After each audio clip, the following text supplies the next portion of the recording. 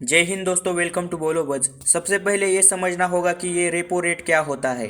RBI के under जितने commercial banks होते हैं वो बैंक्स कभी आरबीआई को इंटरेस्ट पर पैसा देते हैं तो कभी आरबीआई कमर्शियल बैंक्स को इंटरेस्ट रेट पर पैसा देते हैं।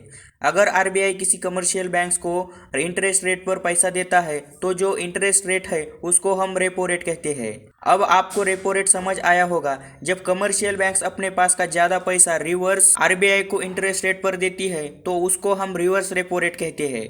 तो इस रेपो रेट और रिवर्स रेपो रेट से आरबीआई इन्फ्लेशन पर कंट्रोल करती है। जब आरबीआई कमर्शियल बैंक्स को लो इंटरेस्ट रेट पर पैसा देती है तो बैंक्स में ज्यादा पैसा जमा होता है। ज्यादा जमा हुआ पैसा बैंक्स हमारे लोगों को अलग अलग तरह के लोन्स प्रोवाइड करते हैं। लोगों के हाथ में पैसा आने से लोग चीजें ज्यादा खरीदते हैं, जैसे होम लोन, कार लोन। घर में जो अन्य उपभोग लेने वाली चीजें होती है, टीवी, फ्रिज, मोबाइल, लैपटॉप जैसी चीजें हम लोन पर लेते हैं तो बाजार में डिमांड बढ़ती है। इससे देश की इकोनॉमिक एक्टिविटीज तेज होती है और इकोनॉमी को बूस्ट मिल जाता है। जब देश में महंगाई बढ़ जाती है तो आरबीआई महंगाई को रिवर्स रेपो रेट की मदद से कंट्रोल करती है। बैंक्स के पास जो अतिरिक्त राशि है उसको रिवर्स रेपो रेट के तहत आरबीआई अपने पास जमा करवा लेती है। अगर बैंक्स के पास ज्यादा पैसा नहीं होगा तो बैंक्स ज्यादा लोन्स नहीं प्रोवाइड कर पाएंगे। लोगों के पास नहीं आएगा पैसा तो ज़्यादा खरीदारी नहीं होगी, जिससे महंगाई कंट्रोल में आ जाएगी।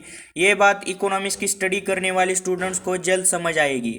फरवरी में हुई आरबीआई की मॉनेटरी पॉलिसी कमेटी की बैठक में रेपो रेट 25 बेसिस पॉइंट से बढ़ाया गया था। 2020 की शुरुआत में रेपो रेट 4% तक था। अभी फिलहाल के लिए रेपो रेट 6.5% है। मार्च 2023 में होने वाली मॉनेटरी पॉलिसी कमेटी की मीटिंग में क्या होगा ये देखने लायक होगा।